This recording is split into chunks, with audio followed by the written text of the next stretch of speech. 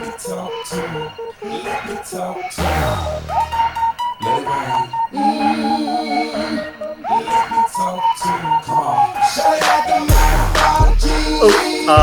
the Wrong T-Pain. My bad.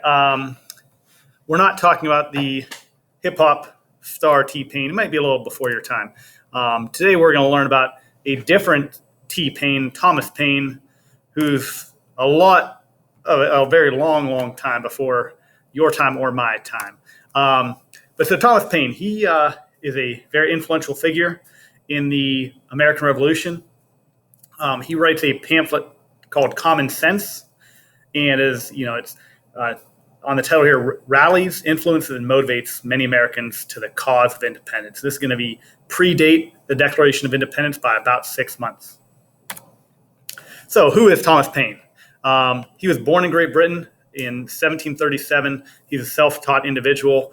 He immigrates to America in 1774, and very early on he becomes heavily involved in American political life. His pamphlet that he writes is called Common Sense. And let me click that away so you can see.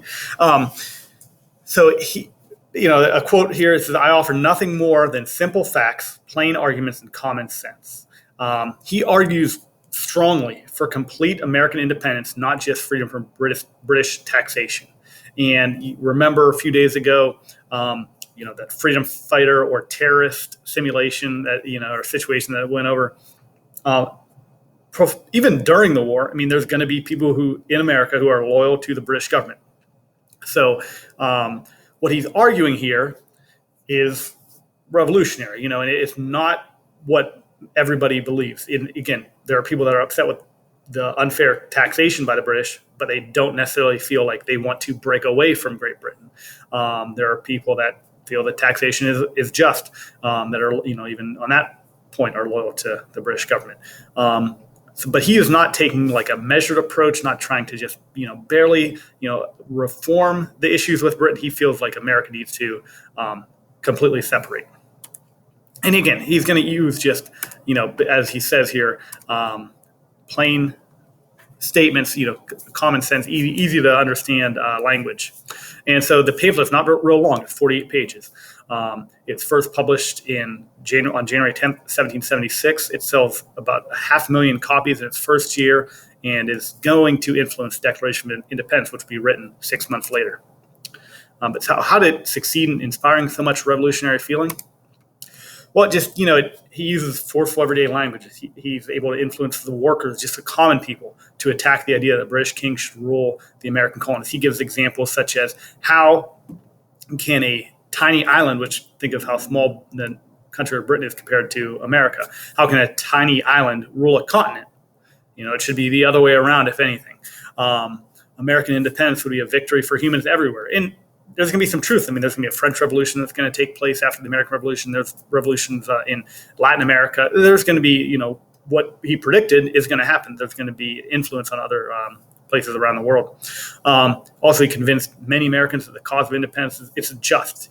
They're on the right side if they're supporting this movement to break away from the British. And it's just, he is able to really be like a central figure in rallying public opinion, convincing people who maybe are on the fence, who maybe think, this taxation issue, it's wrong. Britain should not be taxing us. But maybe we can just get the king to kind of see our side and reconcile. Those people are more and more, this is going to be one of those documents that's going to influence more and more people that, no, we need to just break away. America needs to break away from Britain. The time for, reconciliation, it's gone. And it's, again, to reconcile that a tiny island should rule this entire continent doesn't make sense anyway. That's a common sense, just logical reasoning that he's using. And so people are definitely more on the side of ending any connection between America and Great Britain. And then finally here, I'll just leave you with a quote here. "Without the pen of the author of Common Sense, the sword of Washington would have been raised in vain." And that's a quote from John Adams, who is the second president in the United States. And so not diminishing what the military under George Washington did, they were necessary in order to defeat the British. But he is giving credit to Thomas Paine and then people like him who were able to rally that support for the cause of fighting against Great Britain to make it even possible to get enough military people to sign up for the military to join, and for that fight to be viewed as the right cause for many people in America to be behind.